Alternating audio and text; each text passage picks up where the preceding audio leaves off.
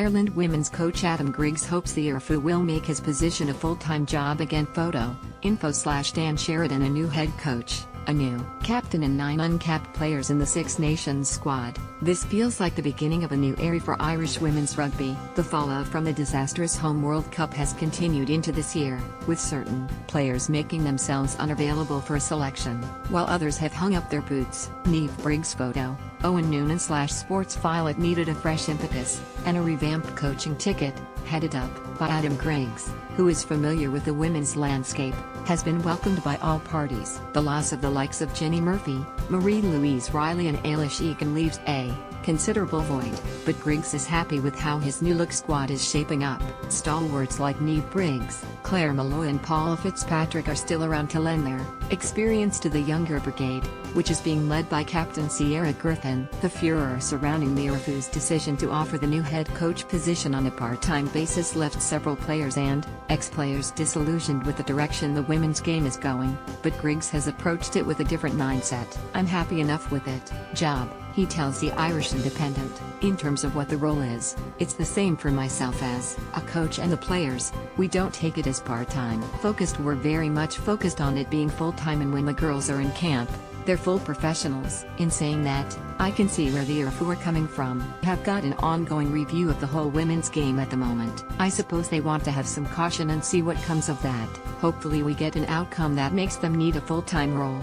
Griggs's position is included in that review process, and he will learn his fate following the Six Nations campaign, which on paper at least, looks like it could be testing. Just like they were last year, certain players will again be unavailable due to Sevens commitments, but Griggs doesn't envisage that being a problem as a clear plan is already in place. Obviously there are 38 players in that squad, and that includes Sevens girls. The 32-year-old says, "I have a good relationship with Anthony Eddy, director of women's rugby. We have spoken on the players, know who can come and who can go.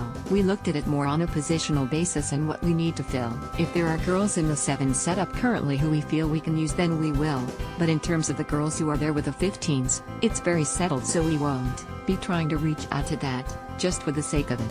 Griggs knows the damage done to the squad by an early exit at their home World Cup will take time to repair. The Kiwi has been in charge of Leinster for the last 2 years, during which time he got a proper gauge of where the strengths and weaknesses of the women's game lie. Now he is tasked with changing the fortunes of the national squad that, despite all the changes, still has potential. Obviously the World Cup was disappointing for the players who were involved. It didn't go to plan, Griggs concedes. Personally, my take on it is that they're coming in now even more motivated and driven to do well in the Six Nations. It's exciting for them to be able to leave that behind them and move forward. It has been parked. I came in and said that it was a fresh start for myself, so it's just the same for players. I know the players who were involved have addressed it. Anytime a player makes themselves unavailable, it's a show of how much the World Cup took out of those players. When I came in and started coaching with the Leinster women 2 years ago, it also gave me a base of what players are around. I haven't come into this job not knowing who is there, and I haven't had to lean on Anthony Eddy or the IRFU to give me a bit of knowledge, because I have been on the ground and seen it for myself. When I went into the interview, I was very confident that I knew the player base that we have, and I know who the young ones are coming up.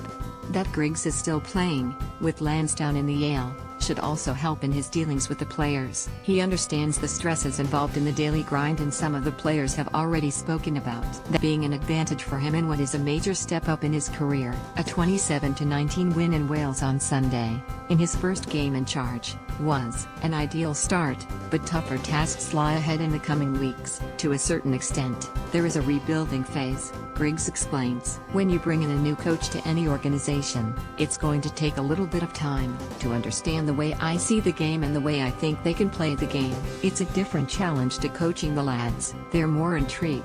They want to know a little bit more detail about why we were doing things. From a coach's perspective, that's actually quite good, because it means they want clarity on what their role is in terms of the game plan. At least when we go onto the field, they have been asking the questions of me, so I'll have to give them answers, which means they are good to go when they get out on the field. Decisions in terms of our training and things like that.